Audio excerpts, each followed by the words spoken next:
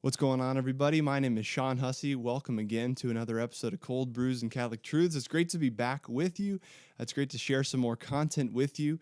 In today's episode, it's going to look a little bit different. In this episode, I was actually interviewed alongside my brother Quinn by a good friend of ours. His name is Tom Schneers. Mr. Schneers is a high school theology teacher in Illinois, and he invited us on his podcast that he's doing for his students to talk a little bit about, first of all, just our lives and what it looks like to be a disciple, a follower of Jesus as husbands and as new fathers. My brother and I are both new fathers, so we talked about that a little bit.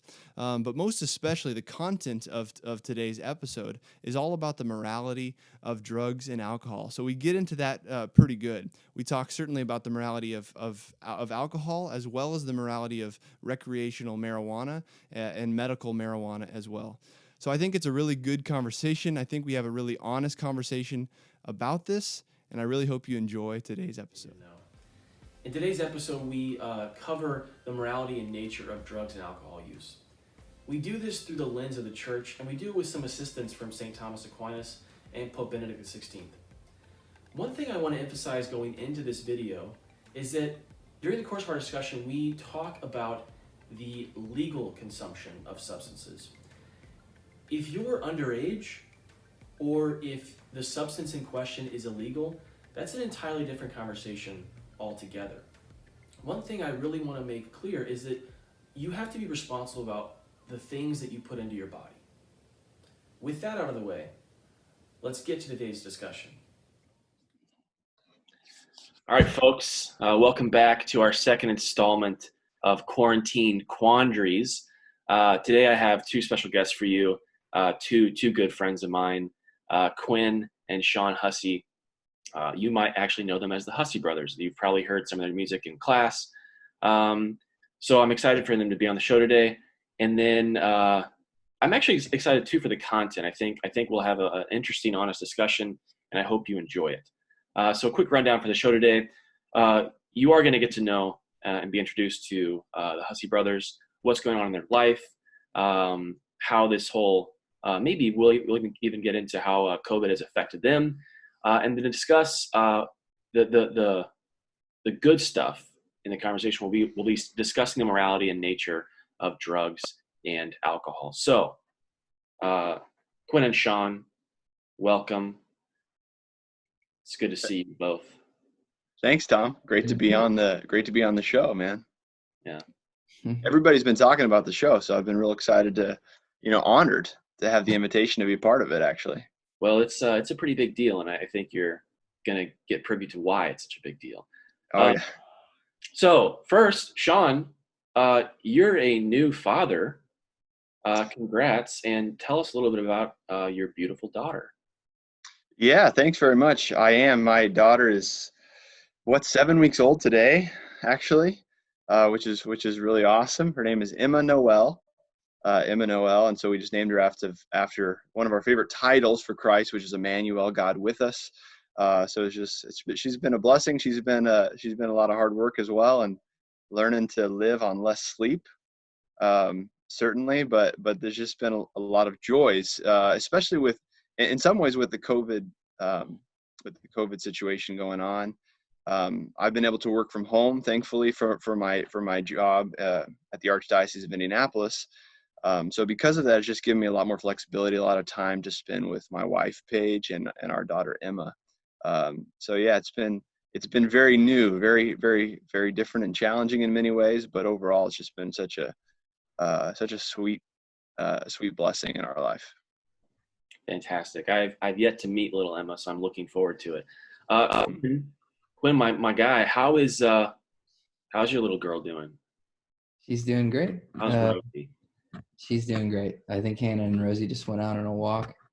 She's 8 months old, healthy and strong. Yeah, she's great.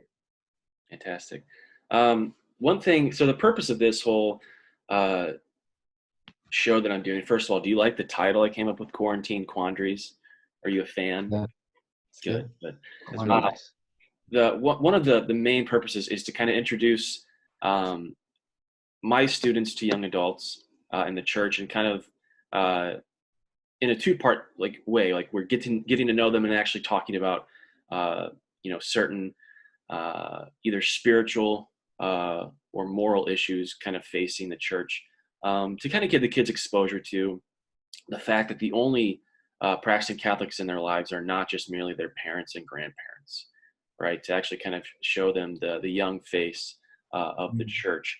So I'm interested, guys. Like, can you tell me? And Sean, I'll start with you.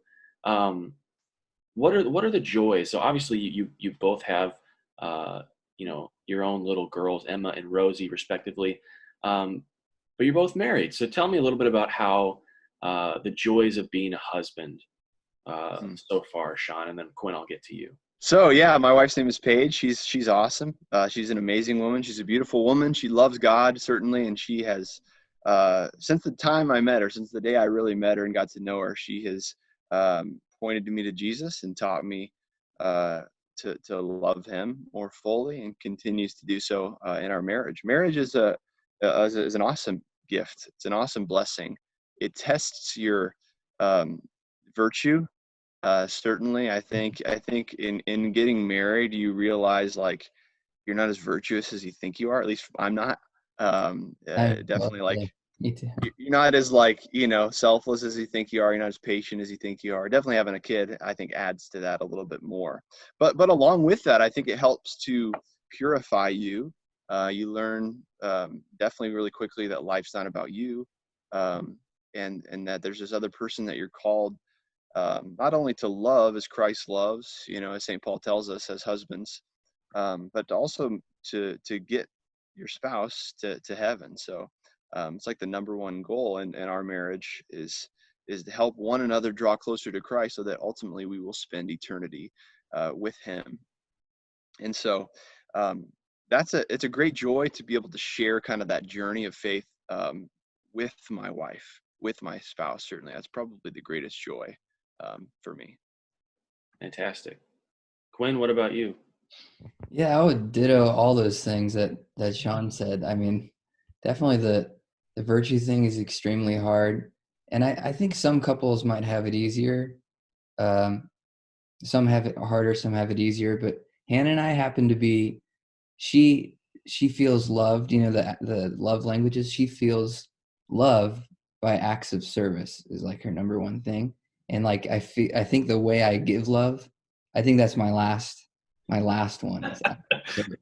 And so it's a really hard challenge to. It's a great thing about our marriage, though. That's a good thing for us because it's calling us to a higher virtue, to get outside of our the way we normally choose to love.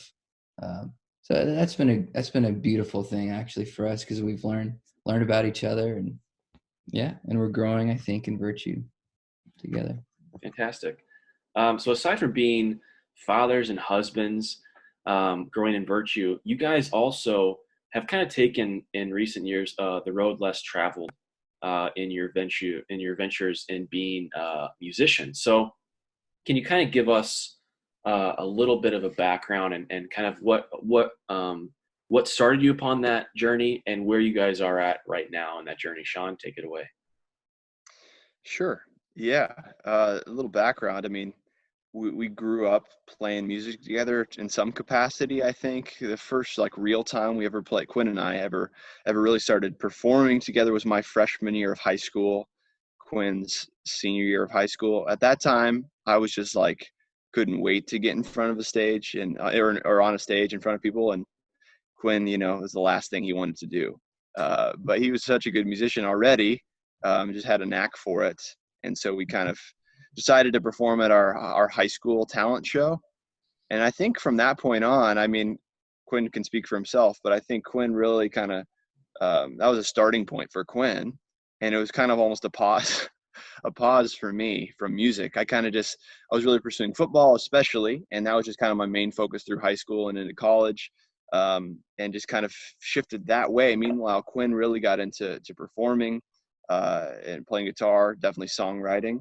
And then towards like the end of college for me, and then certainly like in the past few years, Quinn has just really encouraged me to take music a little bit more seriously. He's encouraged me to play with him and to try to write with him. and it's, that's kind of how the Hussey Brothers emerged.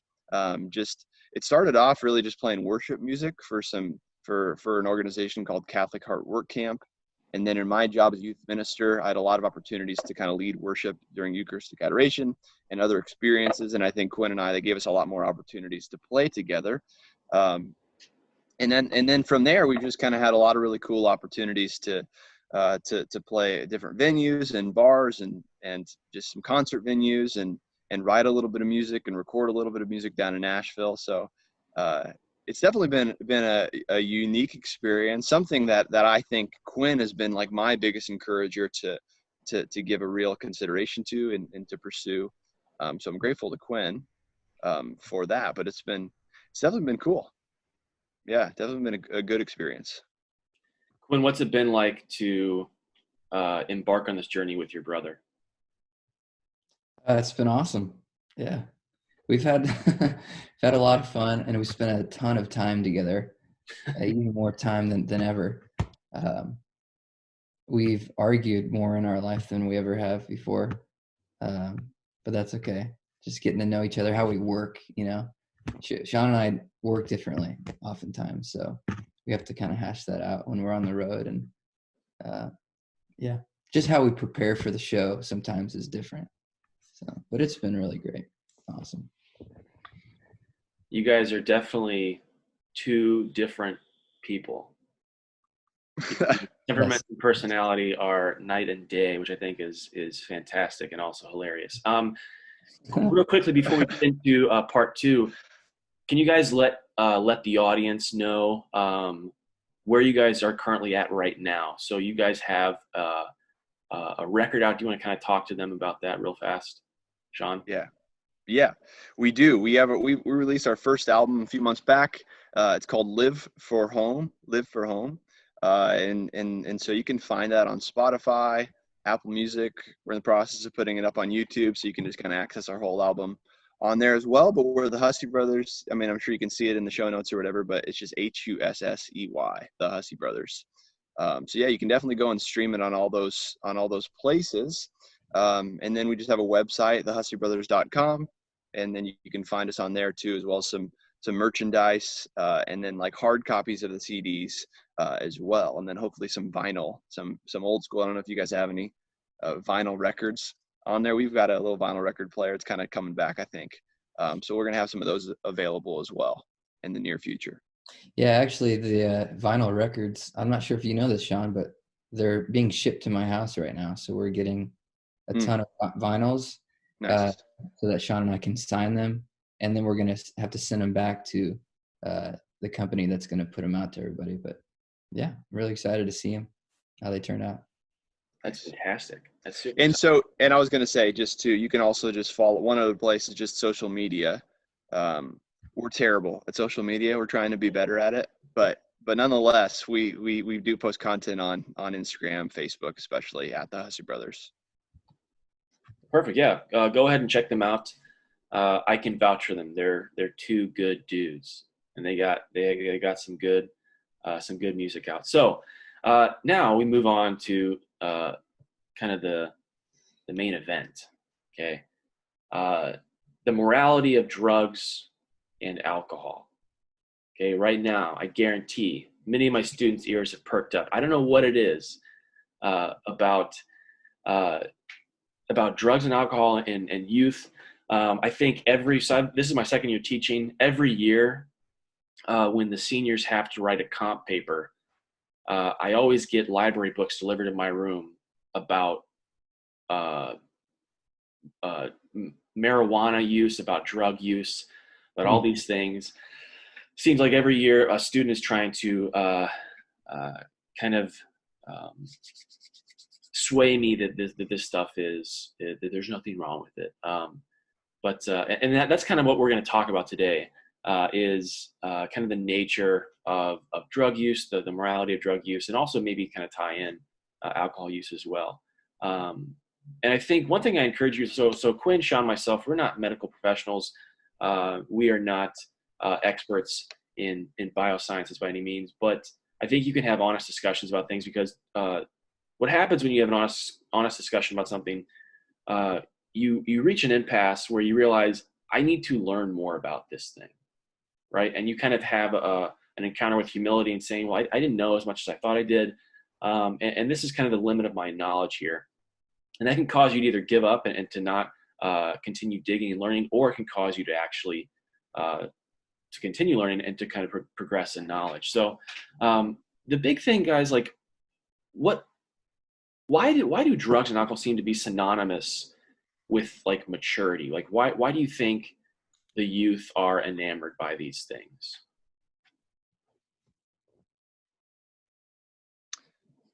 They're fun. Yeah, go ahead. Quinn, take it away. Yeah, I mean, say that one more time. I was just going to say it because it feels good to use them. Exactly. And so the question I posed was, why do drugs and alcohol seem to be kind of synonymous with like maturity or with fitting in like the teenage crowd? Yeah. Yeah, I mean, to add to that, I mean, I would say, definitely with alcohol at the very least. I mean, we call it adult beverages. I think for a reason. I mean, legally, it's like in America, at least it's the age of 21. So I think there's just like this natural like element to drugs and alcohol that are associated with being older of age. They're serious, whether or not you're using them, I think, well, or you're abusing them. There's definitely like a limit to the age for a reason, because they do have effects on us that I think, we don't want children necessarily using these. So I think just kind of like from a societal aspect, it's something that is for, adults. And so in that way, I think there's kind of an appeal to that as a teenager, to be able to kind of check something out that's kind of off limits, if you will. And there's kind of, I think, just with the culture surrounding that, as more and more people start to do this, you just kind of have this kind of culture or mass effect that this is like the adult thing. This is the cool thing. I'm kind of showing my maturity by kind of living above my age, Right. if you will. Yeah. Good. Anything to add, Quinn? Oh yeah, I agree with that. Okay, so kind of with Quinn's initial response is kind of what I was going to ask. The second question is, why are these avenues, and we'll get into like soothing, acting out, why is drugs and alcohol, why are doing these things so sought after? And this kind of ties into the first question. I think go ahead, Quinn. I think it's you want to feel good, and you want the instant gratification of maybe whatever it is you're looking for. If you're looking to be soothed from pain, or physical pain or mental pain, or you just want to feel better about a situation, it's some sort of instant gratification that you can get it. That's part of it.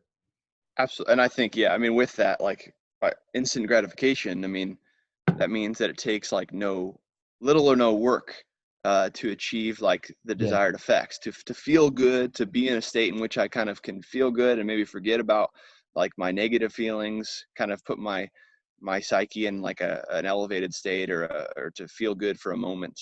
It doesn't really require much effort, and it's really appealing. It's like it kind of seems like an easy way to feel good.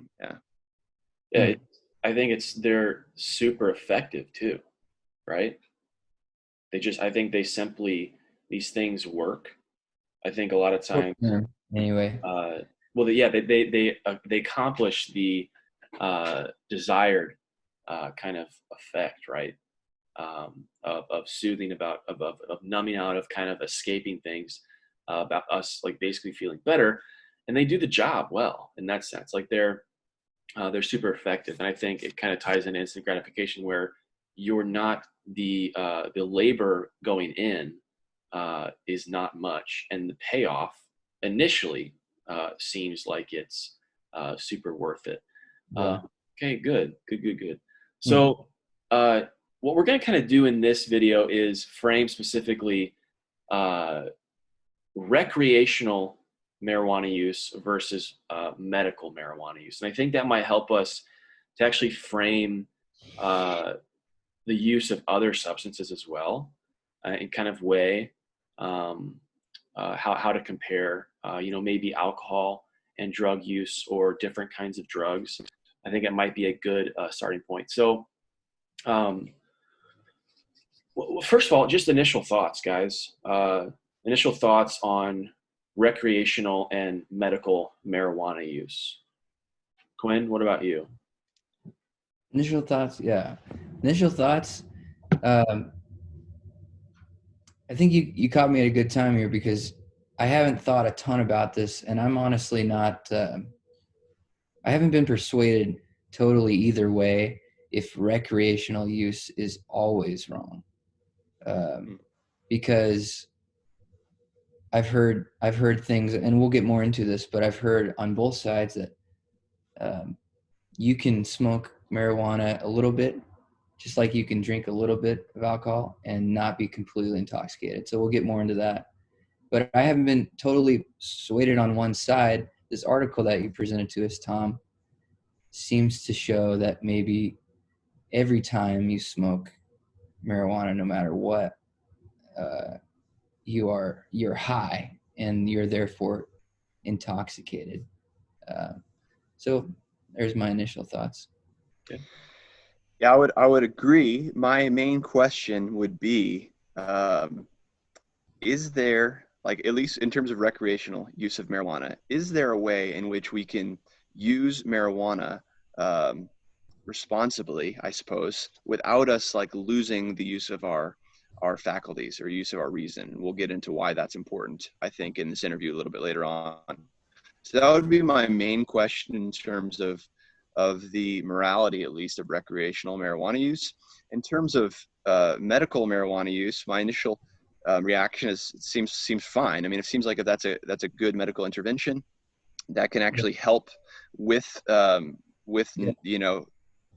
things that we're experiencing, things, if it can help like our state in that way, can act as medicine that way to help our body function the way it's supposed to, even if there may be some other unintended consequences, then I would say just like any medicine, then that seems legit to me. So those are my just initial thoughts. Yeah. And that's what we'll start with. We'll actually start with kind of the church's lens looking at medical marijuana use. And just like a quick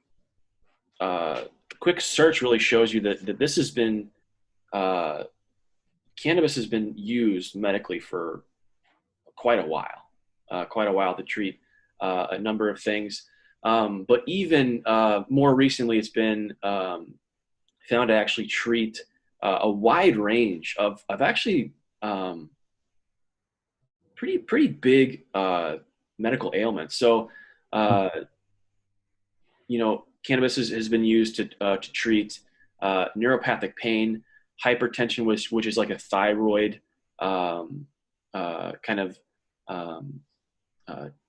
issue, post-stroke neuroprotection. So people that are kind of dealing with the after effects of a stroke, multiple sclerosis, which is a really terrible ailment, epilepsy, which affects a lot of people, and even they're kind of diving into potential cancer treatments with marijuana. So clearly, there are medical benefits to this substance. So, and one thing, I post these videos to my junior and senior classes.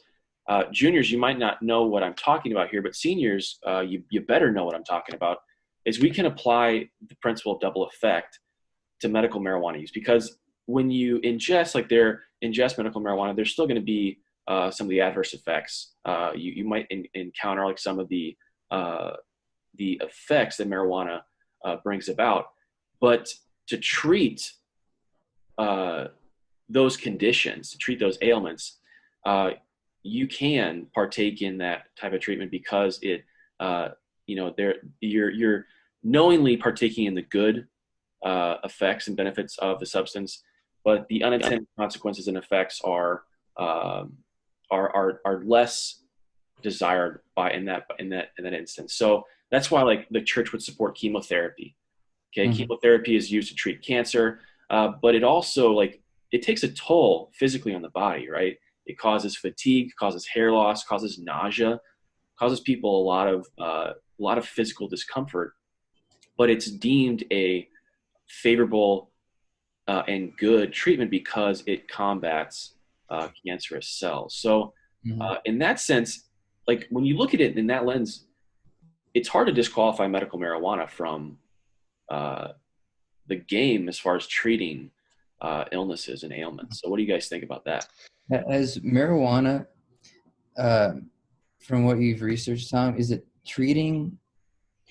I don't think this matters actually to me, but just curious. Does it treat the symptoms only, I or think so. In the language is the it article like a used was cure for some of these ailments? the language the article used was management. So management of neuropathic pain. A lot of it seems like it's managing the symptoms of these conditions. Right. But if you look at it, that's how a lot of medication is used in Yeah. general. Yeah, I mean, I think of another narcotic right away, like morphine, which is Yeah. extremely common, and that's just like basically pain management. But there's a lot of instances where pain, Yeah. like severe pain management, are needed. To help Absolutely. counteract a surgery or some serious injury that we have, and that's that's an effective thing that the church would approve of.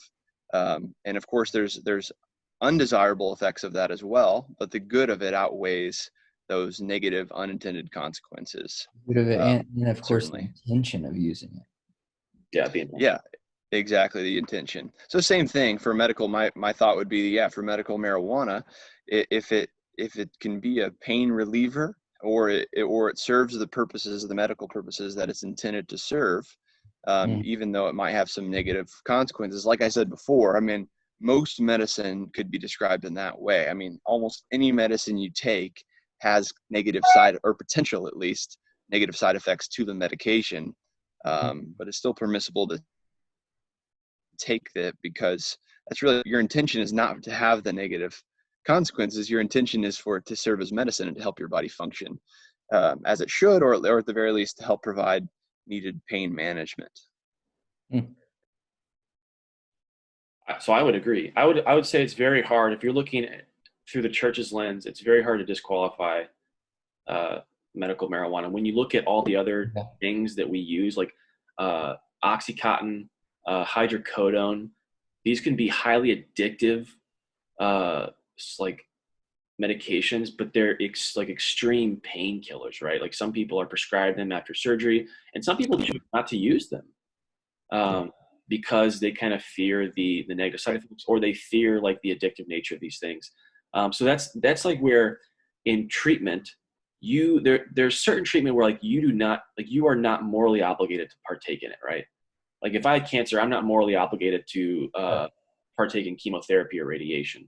So in that sense, like I think we frame medical marijuana properly as a beneficial kind of manager of pain and symptoms, or other ailments that kind of come from a condition. So clearly, right? Clearly, there's benefits to medical marijuana. So that would lead us then to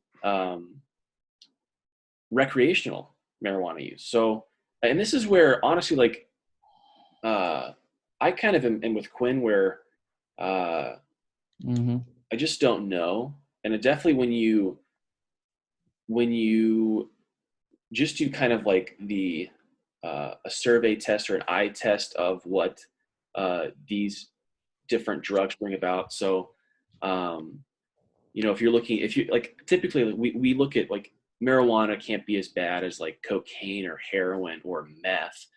So I think we look at it in that sense that it's not as bad, right? And the culture around marijuana has kind of become more and more accepted. But I think the question is like, are there concerns with recreational marijuana use?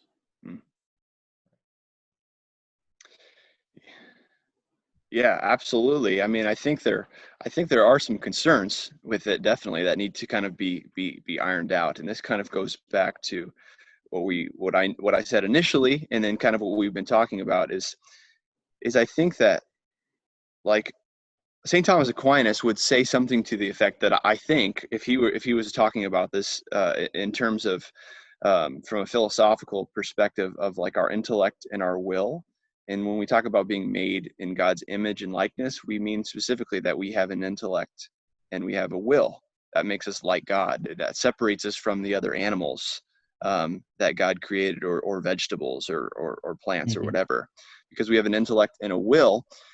And so anytime we're talking about drugs or alcohol or things that can like change our state of consciousness or alter it or inhibit our use of those faculties, I think we need to always have caution. And so again, including alcohol in this conversation initially, we need to have caution with alcohol. I think the church, of course, approves of alcohol. We use it in our highest form of worship in the Mass. And of course, the accidental properties remain even when it has been consecrated and is no longer, of course, wine. Those accidental properties still remain. You could still get drunk by drinking too much of the precious blood. And so to that effect, I would say, of course, there's a good of alcohol, and it helps lead us into community if used well.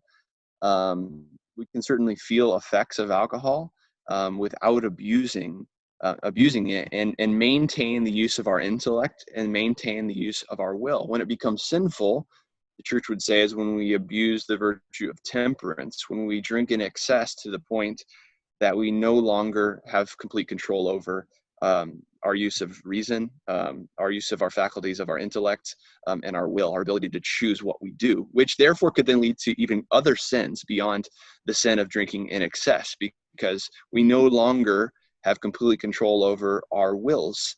And grace builds on our nature. And so whenever we inhibit our natural state, our natural virtue, to the point that we can no longer choose as freely as we ought, then the supernatural grace of God can't really build upon that in a way to help us overcome sin, to overcome temptation.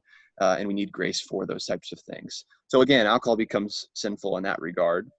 Recreational marijuana, again, comes back to my question. And I've heard good arguments, as Quinn said, kind of on both sides.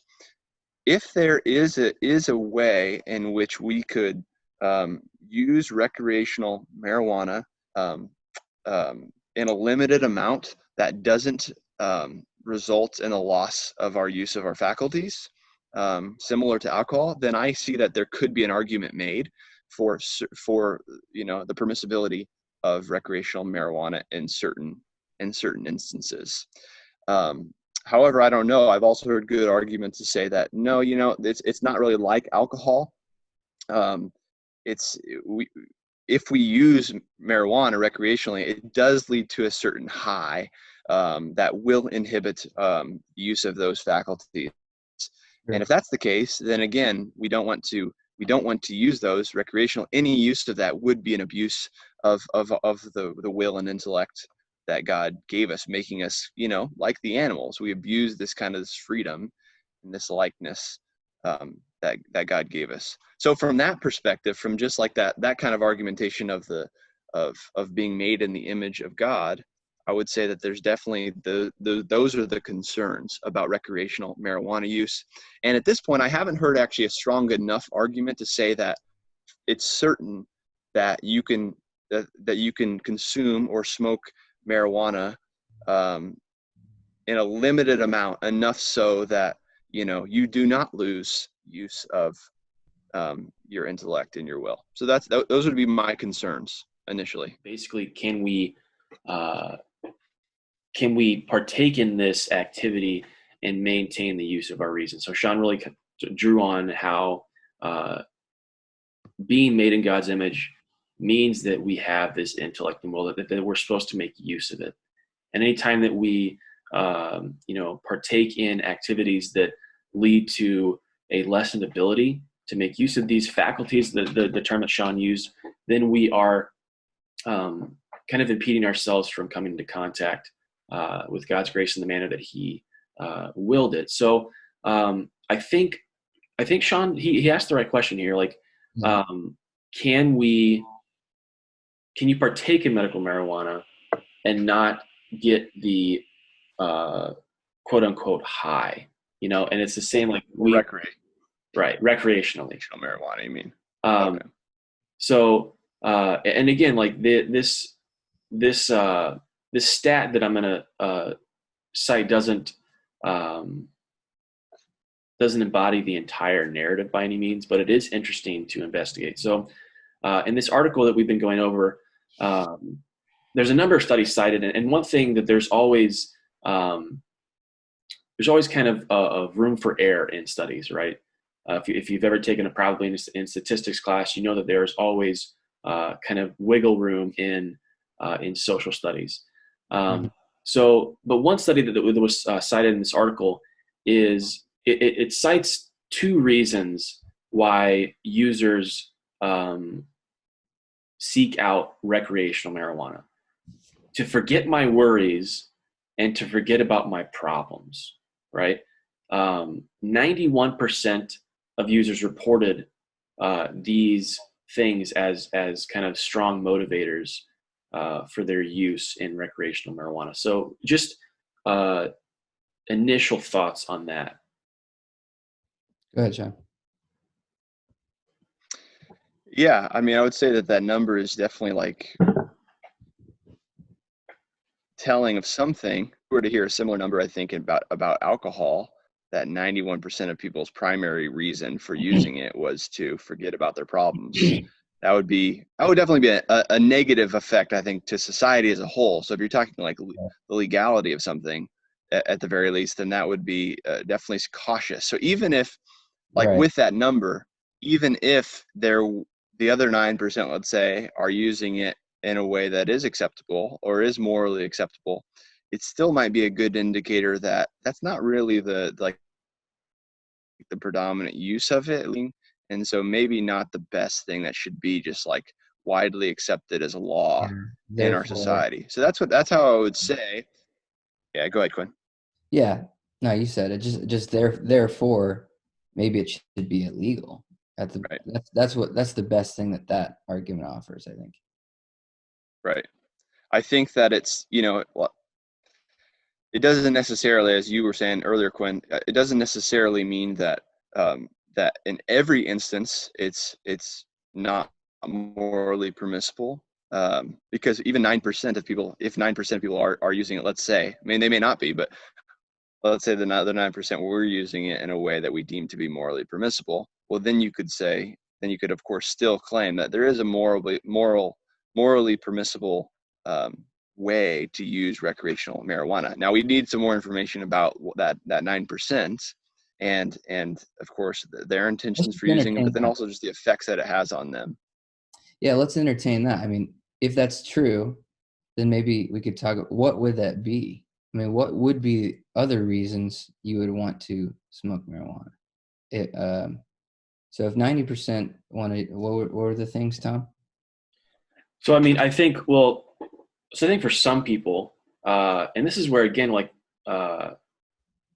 maybe they want to curb their anxiety. Now, what's interesting is like I've heard this firsthand from somebody, and then I actually reading it. Sometimes like recreational and marijuana in general can actually increase anxiety in individuals. So it's not just an automatic number in that sense. It can kind of actually bring about anxiety in other people. And this might actually be a good time to get into what are some of the effects that can accompany the high in marijuana use. So, and this is kind of a range of experiences. So along with the high, some other effects can include sensory distortion, hallucinations, panic, anxiety, poor coordination, lowered reaction time, inhibited learning and memory, and increased heart rate. Okay. Sure. So one thing the article cited was that, and this is where I'd like to know, like how potent of marijuana is necessary for this to happen. But like upon initial use, there's almost, in the article side, like almost immediate decrease in cortical dopamine levels, which are needed for like high cognitive functions. Okay. So and this is where, again, like I want specifics, like what levels are needed to have that be effective in that time frame. So, but if you look at that, like saying a lot of those things, sensory distortion, hallucinations, panic, lowered reaction time, like inhibited learning, like you are impeding your ability to reason as a rational person, right? In the same way, if you drink too much, you can encounter a lot of those same kind of inhibitors to being a rational animal, as Sean talked about earlier. Yeah. So I think that being yeah, I think we all understand and agree that being intoxicated, like to the full sense of that word, fully intoxicated, that's not that should never be permitted, I suppose. So I guess with as in, go ahead, Quinn, finish your, sorry. Yeah, no, go ahead. I was going to say, like, so from a perspective, I'm looking at this as an individual and like trying to form my own conscience and making a decision about it, without there being like, without the church saying like in every situation, recreational marijuana use is always evil, is always sinful. Let's say, I mean, if that's the, if the church is saying that, then of course you want to be obedient to that, and to go against that, of course, would be sinful. But to my understanding, there isn't that of directive of a teaching. So you have to apply these types of principles that we're talking about to the situation. And so in this case, if there's not like a concrete teaching on specifically marijuana, then if I'm like just individually, I need to weigh like these types of principles and these types of intentions as I like make a decision about whether or not it is appropriate or sinful for me to partake of marijuana at all. In any case, recreationally, at least. We've kind of already talked about the medical instance. And if part of my intention is to have, exactly, if part of my intention is to have an escape, is to forget about my problems, is to kind of lower or lessen the sense that I can like think really clearly or think rationally, then already I know that's sinful. I mean, that's sinful intention, and so I shouldn't act out on that by itself. And so too with alcohol. I mean, you could apply it to alcohol as well. So I think from like an individual personal conscious decision, like those are the types of things we need to be aware of our intention. And so I think just as we've been talking, I feel like I actually might be leaning one way, because it seems to me that it's possible that different kinds of marijuana or different potencies can exist, like alcohol, where you could drink 8 ounces of beer, right? And that's different than 8 ounces of whiskey. If that exists, and it seems very possible that could exist, then it would follow that you could smoke some marijuana or a lower potency and enjoy those effects without being fully intoxicated, and therefore it would be morally good to go. But to be fair, though, on the other side, it's just like based on people I've talked to and like people who have actually smoked marijuana, the people I know, to be fair, they might not be completely open to both sides of the debate. I think they might be pretty swayed on one side, but I do take their experience pretty seriously, though. And a lot of them, I think we might have already said, do say that you can smoke a little bit and not lose all your rationality and your faculties.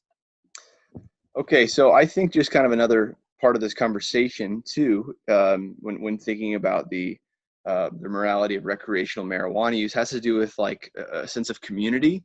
When I think about alcohol at its best actually allows us to be in greater community with one another.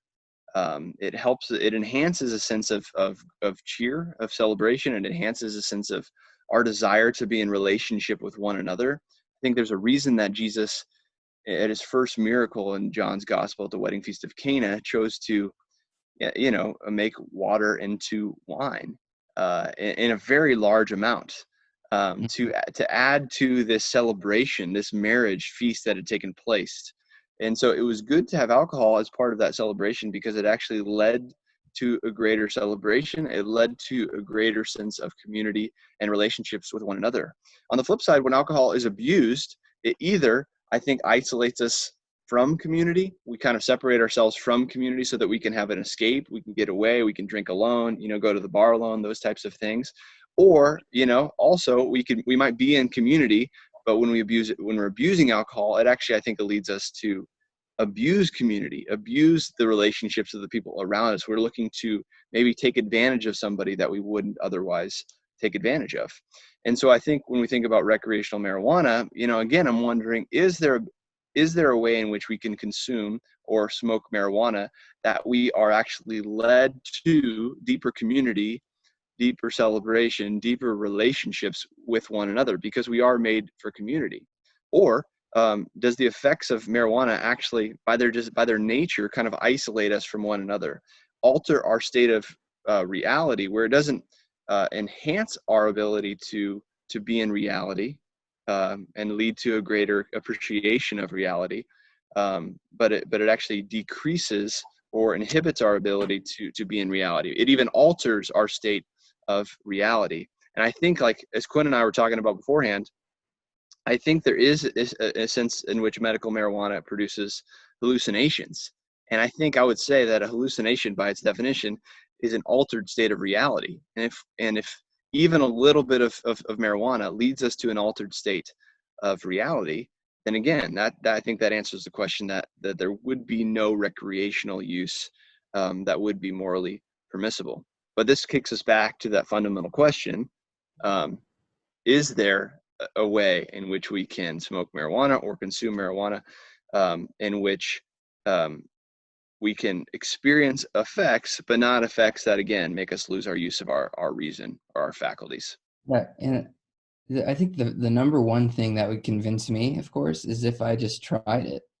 I guess that would be a firsthand experience, and another powerful testimony would just be some kind of expert in the medical field, scientist or something, who himself or herself was a seasoned pot smoker.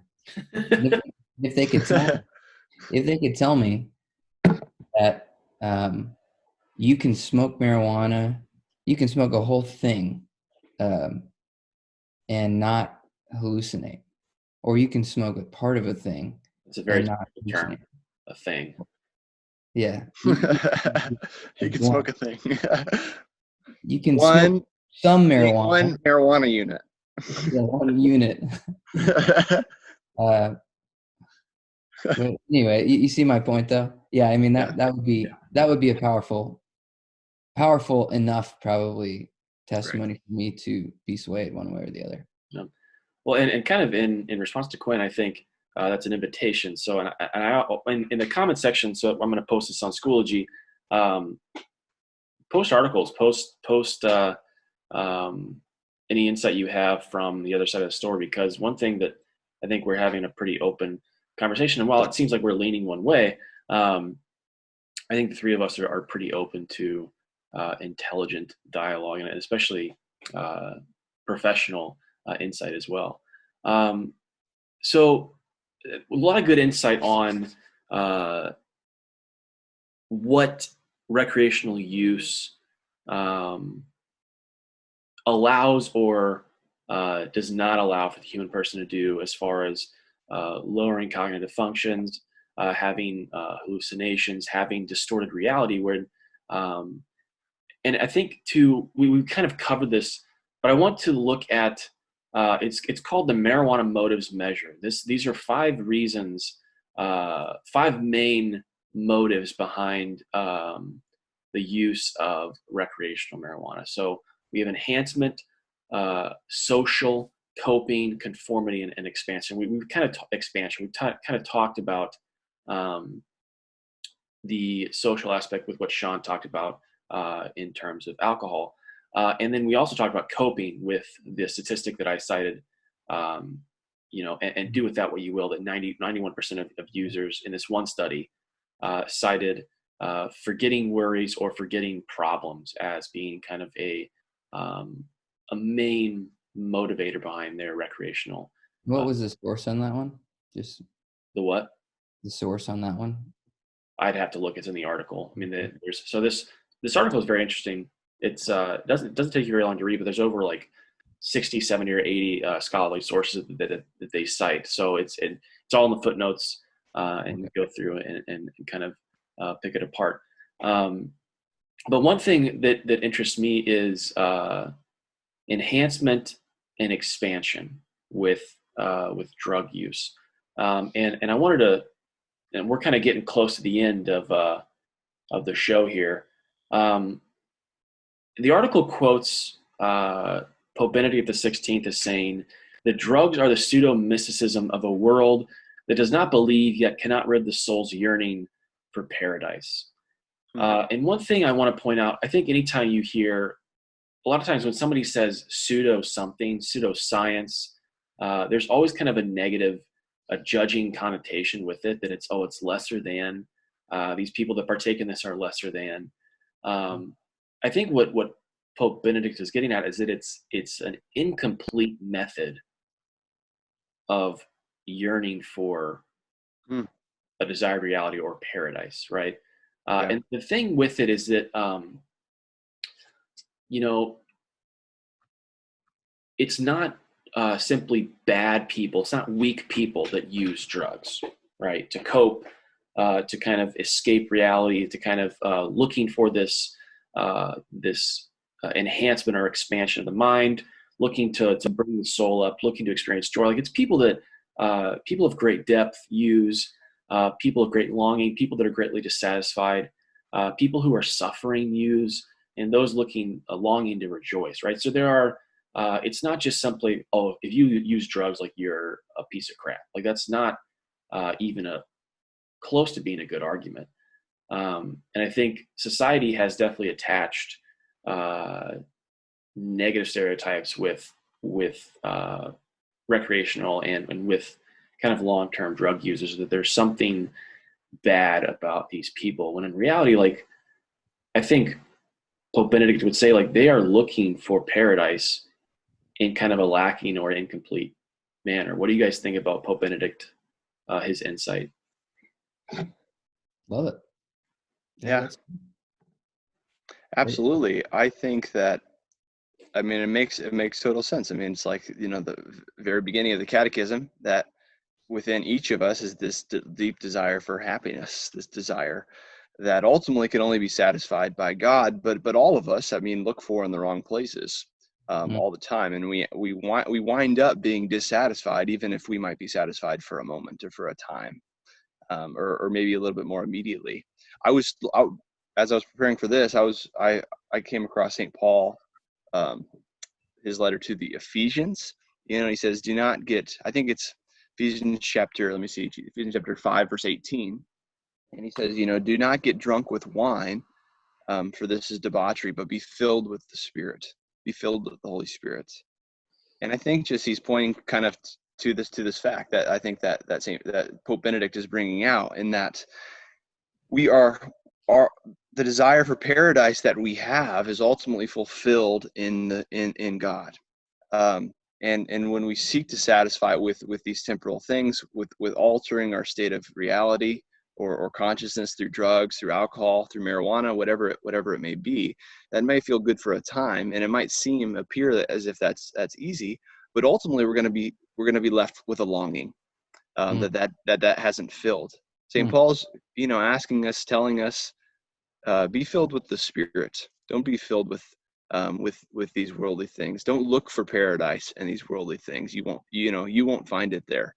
You're going to find it in God. You're going to find it in opening up your heart to allow the Holy Spirit to fill your life. And that's ultimately an eternal thing. That's ultimately a lasting thing, a thing that cannot be taken away from us, and ultimately will be brought to completion beyond this life. And so, yeah, I mean, I think I love it. I love Pope Benedict's quote. That's great. Any additional insight, Quinn? No, I don't think so. We wrote a song about this. You can check it out. It's called Restless. Yeah. That's I true. think I've definitely shown, I think I've shown my seniors this. Few of our songs actually kind of point to that. Yeah. Yeah. Yeah. So I think many of them are familiar with that song. But I think what strikes me, and we're talking about, right, we're talking about recreational drug use, we're talking about alcohol use. But so in this marijuana motives measure, I talked about, like, why people reach out for this stuff: enhancement, social, coping, conformity. The coping one, again, strikes me because of, like, that high percentage of people that in that study were looking for this avenue as a way to escape their issues, right? And the biggest thing is, like, yeah, you seek this stuff out because it works. While you're using this stuff, you are not concerned with these things, but those things are waiting for you when you come down from your high. And drugs and alcohol are not the only ways that humanity right now copes, right? I think this is like beating a dead horse, but technology a lot of times comes into play here, and even more harmful avenues of technology. Access to internet pornography, but even, like, a lot of my kids scrolling through their Instagram feeds, scrolling through TikTok, spending a lot of time kind of numbing out through social media to deal with anxiety, or binging Netflix shows. The problem is we're going to be waiting for you when you're done numbing out, right? So if your anxiety is, a lot of my seniors are worried about college admittance next year. A lot of them are dealing with, they're getting virtual tours because of all this quarantine stuff right now. So they're kind of embarking on already a really important and stressful journey, with a lot of new kind of curveballs being thrown at them as well. But we can numb out a number of ways. But where are we left when we're done numbing? Are we still, like, we're still thrust back into that same moment of dealing with what's at hand, and we can either deal with it or prolong it and continue to numb out. So I guess, like, that kind of wraps up our main discussion. Kind of, guys, what kind of final thoughts are there on the conversation that we've had today?